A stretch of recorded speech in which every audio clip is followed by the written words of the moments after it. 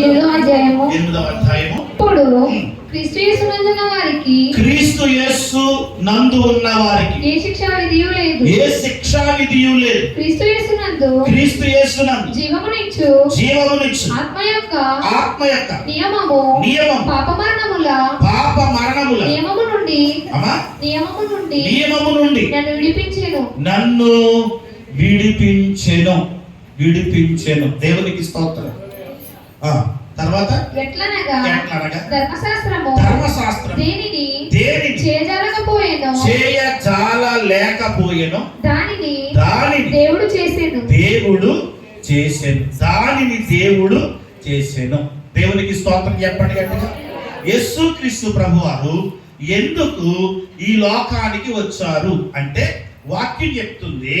అపోస్తలుడు పౌలు రోమా సంఘానికి రాస్తాడు, ఎట్లనగా ధర్మశాస్త్రము దేనినైతే చేయజాలలేకపోయిందో దానిని చేయడానికి యేసుక్రీస్తు ప్రభువారు ఈ లోకానికి వచ్చారు. దేవునికి స్తోత్రం చెప్పండి. ఏంటంటండి? ధర్మశాస్త్రము దేనినైతే చెయ్యకపోయిందో దానిని చెయ్యడానికి యేసు ప్రభువారు ఈ లోకానికి వచ్చారు. దేవునికి స్తోత్రం. దేవుడు తన ప్రజలైనటువంటి ఇశ్రాయేలులకు ఏమిచ్చాడు అంటే ధర్మశాస్త్రం ఇచ్చాడు. ఏమిచ్చాడండి?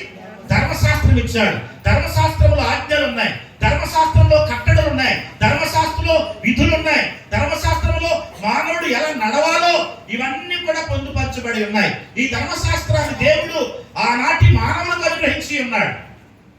అయితే ఆ ధర్మశాస్త్రము ఆ మనుషులను పులరా సంపూర్ణులుగా చేయలేకపోయిందంట. ఎలా చేయలేకపోయింది? సంపూర్ణులుగా చేయలేకపోయిందంట.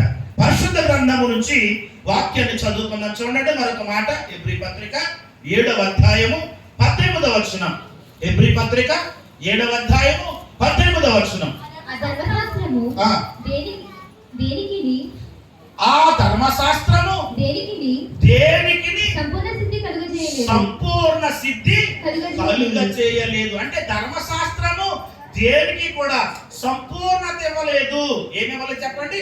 ధర్మశాస్త్రము దేనికి సంపూర్ణత కలగజేయలేదు. అందుకనే తండ్రి అయినటువంటి దేవుడు కుమారుడైన యేసుక్రీస్తు ప్రభువారిని ధర్మశాస్త్రము దేనికి సంపూర్ణ సిద్ధి కలగజేయలేదు కనుక సంపూర్ణ సిద్ధి కలగజేయడానికే యేసుక్రీస్తు ప్రభువారిని తండ్రి అయిన దేవుడు ఈ లోకానికి పంపించారు. అందుకనే యేసు ప్రభువారు ఈ లోకానికి వచ్చిన తర్వాత ఒక మాట అన్నాడు ఆయన. మత్తయి సువార్త 5వ అధ్యాయము 17వ వచనం. మత్తయి సువార్త 5వ అధ్యాయము 17వ వచనం.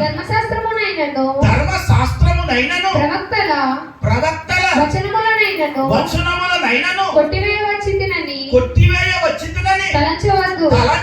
నెరవేర్చుటకే గాని కొట్టివేయుటకు నేను రాలేదు. ఇదిగో ధర్మశాస్త్రాన్ని నెరవేర్చడానికి వచ్చాను తప్ప ధర్మశాస్త్రాన్ని కొట్టివేయడానికి రాలేదు. ప్రవక్తలు ఏదైతే చెప్పారో ఆ ప్రవక్తల వచనాలు నెరవేర్చడానికి వచ్చాను తప్ప కొట్టివేయడానికి రాలేదు. అంటే ధర్మశాస్త్రం ఏదైతే నెరవేర్చలేకపోయిందో, ధర్మశాస్త్రం ఏదైతే చేయలేకపోయిందో దానిని చేయటానికి వచ్చాను తప్ప దాన్ని కొట్టివేయటానికి నేను రాలేదు అని యేసు ప్రభువారు చెప్పినటువంటి మాట. దేవునికి స్తోత్రం. అంటే సంగమా, ధర్మశాస్త్రం ఏదైతే చేయలేకపోయిందో దాన్ని చేయడానికి యేసు ప్రభువారు ఈ లోకానికి వచ్చారు. అందుకనే యేసు ప్రభువారు శిలువ మీద వేలాడుతున్నాడో సమాప్తమైనది అన్నాడు. ఆయన ఏమైంది అన్నాడు అంటే ముగించేశారు అన్నాడు. ఏ పని కొరకైతే నేను వచ్చానో, ఏ పని నిమిత్తం అయితే పంపబడ్డానో ఆ పనంతా చేసి ముగించేశాను, సమాప్తం చేశాను అన్నాడు. అంటే ధర్మశాస్త్రం ఏదైతే చేయలేకపోయిందో దానిని యేసుక్రీస్తు ప్రభువు చేసి ముగించేశారు. దేవునికి స్తోత్రం చెప్పండి.